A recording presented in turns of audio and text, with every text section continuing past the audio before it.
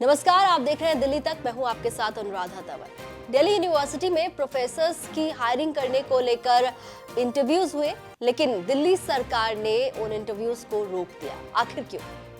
दरअसल दिल्ली यूनिवर्सिटी के 28 कॉलेजेस ऐसे हैं जो दिल्ली सरकार के अंतर्गत आते हैं और इन कॉलेजेस में जो प्रोफेसर्स पढ़ाते हैं, जो टीचिंग स्टाफ है, उनकी सैलरी का खर्च भी दिल्ली सरकार उठाती है।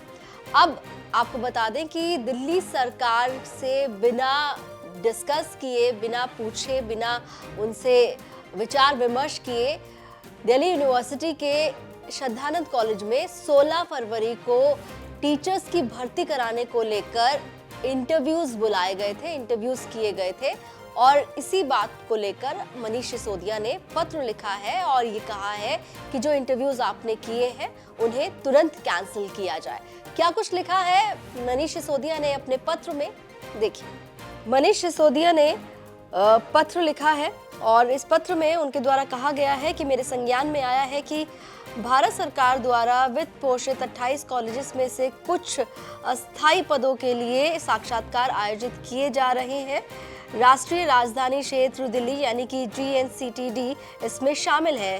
अन्य स्वामी श्रद्धानंद कॉलेज जहां साक्षात्कार 16 तारीख को आयोजित किए गए।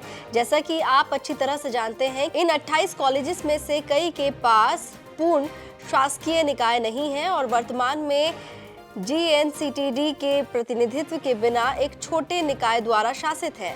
मैं शिक्षण के महत्वपूर्ण पदों को भरने के लिए साक्षात्कार आयोजित करने के महत्व को समझता हूं, लेकिन इन कॉलेजों के लिए लिया गया कोई भी वित्तीय निर्णय GNCTD पर भी वित्तीय प्रभाव डालता है। इसलिए ऐसे सभी कॉलेजेस में इन पदों के लिए निर्धारित साक्षात्कार तत्काल प्रभाव से रद्द किए जाने चाहिए, क्योंकि कोई भी वित्तीय निर्णय एक पूर्ण शासकीय निकाय के अनुमोदन के बिना नहीं लिया जाएगा जिसमें GNCTD का पर्याप्त प्रतिनिधित्व हो।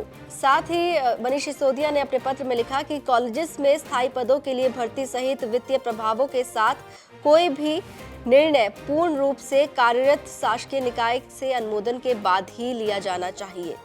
16 तारीख को ही दिल्ली के श्रद्धानंद कॉलेज में टीचर्स की हायरिंग करने के लिए इंटरव्यूज कंडक्ट किए गए थे और जैसे ये जानकारी मनीष सिसोदिया को मिली, उसके बाद उन्होंने तुरंत लेटर लिखा और कहा कि ये जो भी इंटरव्यूज आप कंडक्ट कर रहे हैं उनको कैंसिल कर दीजिए, क्योंकि जो 28 कॉलेजेस हैं दिल्ली यूनिवर्सिटी के, जो दिल्ली सरकार के अंतर्गत आते हैं, अगर वहाँ पर किसी भी तरह से टीचर्स की हायरिंग करनी है या कुछ भी पोस्ट के लिए वैकेंसी है और उसके लिए हायरिंग करनी है, तो उसका फिनेंशियल एस्पेक्ट भी देखना होगा और इन तमाम चीज़ों को देखकर ही आगे निर्णय लिया जाएगा। तो तमाम बातों को लेकर मनीष सिसोदिया की ओर से पत्र लिखा गया और उनकी तरफ से साफ निर्देश दिए गए कि जो इंटरव्यूज आप कर रहे हैं वो इंटरव्यूज को आप रद्द कर दीजिए।